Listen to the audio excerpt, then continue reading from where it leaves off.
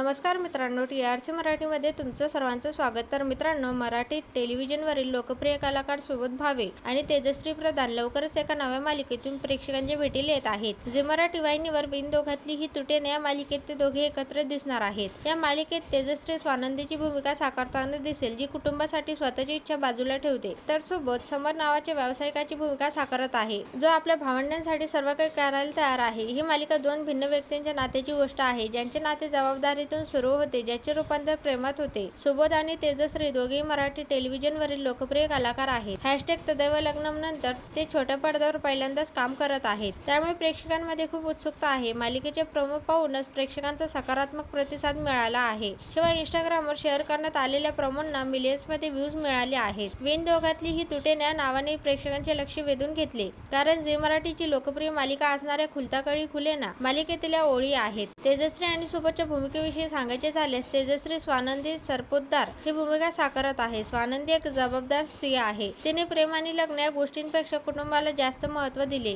ती 35 वर्षाची असून सतत कुटुंबासाठी झटत आहे। तर सुबोध भावे समर राजवाडे नावाचा एक यशस्वी व्यावसायिक साकारत आहे। समर मनाने खूप भावनिक आहे। तो आपल्या भावंडांना आईवडिलांप्रमाणे प्रेम करतो। स्वानंदी आणि समरचे नाते कुटुंबासाठी तयार झालेले आहे। त्यांचे हे नाते प्रेमात कसे